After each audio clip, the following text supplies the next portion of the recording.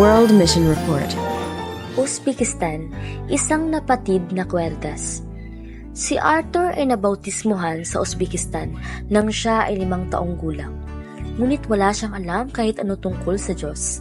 Wala kahit isa ang nagsabi sa kanya ng tungkol sa Diyos o nagsama sa kanya papuntang bahay-sambahan matapos siyang mabautismuhan. Kahit hindi niya naisip ang tungkol sa Diyos, siya ay nagsimulang magsuot ng hikaw ng hugis krus nang siya ay 14 na taong gulang. Sa palagay niya ay magandang tingnan. Si Arthur ay nagsabi sa kanyang ina na gusto niyang mag-aral ng pagtugtog ng gitara. Si ina ay dinala siya sa isang music store. Ang buhay ni Arthur ay walang patutunguhan at naisip ni ina ang pag-aaral ng gitara ay magbibigay sa kanya ng adhikain sa buhay. Dinampot ni Arthur ang isang brown electric guitar. Sa bahay nila, siya ay nakakita sa YouTube ng mga leksyon sa gitara at nagsimulang subukan ang pagtugtog. Ito ay hindi madali. Ang pagdiin sa mga bagting o mga strings nito ay masakit sa kanyang mga daliri. Ngunit makaraan ng ilang araw, ang sakit ay nawala na. Ang kanyang musika, magkaganoon man, ay hindi kasing tunog ng tulad ng sa kanyang teacher sa YouTube. 2 linggo makaraan ang pagbili ng gitara, isang bagting o string nito ay napatid. Hindi alam ni Arthur kung paano palitan ang bagting, kaya naghanap siya ng tulong sa YouTube.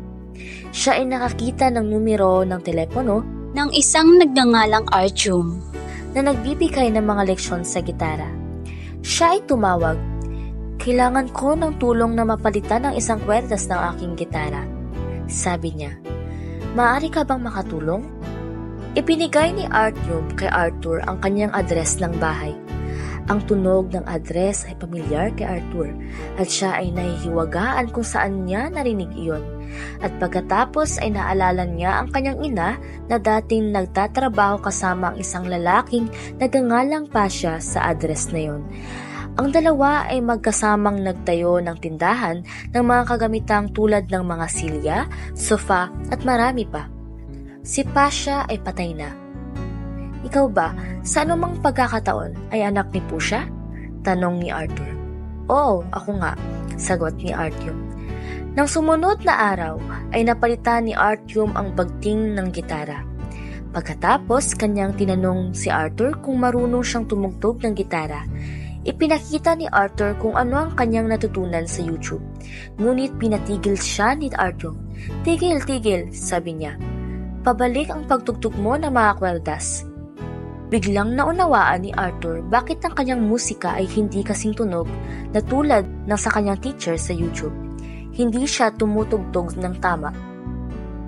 Inanyayahan ni Artyom si Arthur sa pag-aaral ng pagtugtog ng gitara. Sa unang leksyon, si Artyom ay nagkomento ng tungkol sa hugis krus na hikaw na suot ni Arthur. Ikaw ba isang Kristiyano? Tanong niya.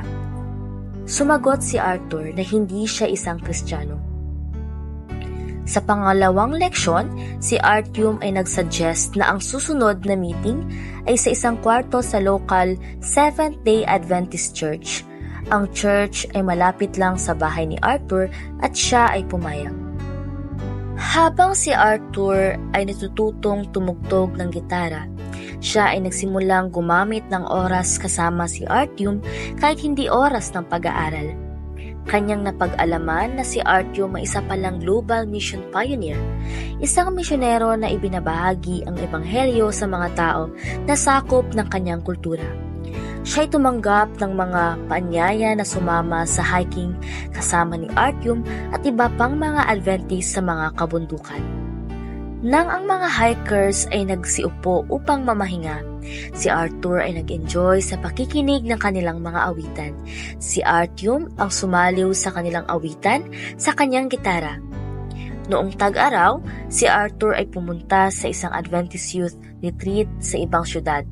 Hindi niya inaasahan na ang speaker ay hiniling sa mga nasa retreat na maghiwa-hiwalay ng dadalawa upang manalangin. Ako ay isang ateista, kanyang sinabi sa unang tao na nag-alok sa kanya na manalangin sila. Iniwanan siya ng lalaki. Sinabi rin ni Arthur sa sumunod na taong lumapit sa kanya na hindi siya naniniwala sa Diyos. At isa pa, hindi pa ako nakapanalangin kahit kailan. Hindi siya iniwan ng lalaki. Maaari nating ayusin yan, sabi niya. Kanyang tinuruan si Arthur na manalangin. Nang gabing iyon, si Arthur ay nag-isip ng mahabang oras kung ano pa talaga ang nangyari. Noong Sabado, siya ay nagilalas na makakita ng isang kabataang lalaki na nabautismuhan sa retreat. Ako ay nabautismuhan nang ako ay 5 taong gulang, sabi niya. Bakit ang mga Adventist ay nagbabautismo ng may edad na? Kanyang napag-alaman na ang mga Adventist ay nauunawaan ang Biblia upang ituro na ang mga tao ay dapat may edad na upang maunawaan ang Biblia at ang pagtatalaga nila sa Diyos bago mabautismuhan. Nang sumunod na Sabado, si Arthur ay nagpunta sa Adventist Church na malapit sa kanyang bahay upang sumamba sa unang pagkakataon. Noong hapon, siya ay sumama sa mga kaanib upang mamigay ng mga gamit sa paaralan sa mga batang nangangailangan. Siya ay nakaramdam ng panibagong kagalakan sa kanyang puso at kanyang naisip, anong kwenta ng mabuhay kung ako ay hindi tutulong sa iba? Iyon ang panibagong ikot ng kanyang buhay. Ayaw na niya ng buhay na walang patutunguhan. Siya ay nagpasya na tumulong sa iba at makilala ang Diyos. 8 buwan ang lumipas sa pool ng si Arthur ay nagsimulang dumalo ng regular. Siya ay nag-aaral ng Biblia at gusto na niyang ibigay ang kanyang puso kay Jesus sa pamamagitan ng bautismo. Siya ay natuwa at ang kwerdas ng gitara ay nasira. Ako ay naniniwala sa Diyos dahil sa isang kwerdas na nasira, ang sabi niya.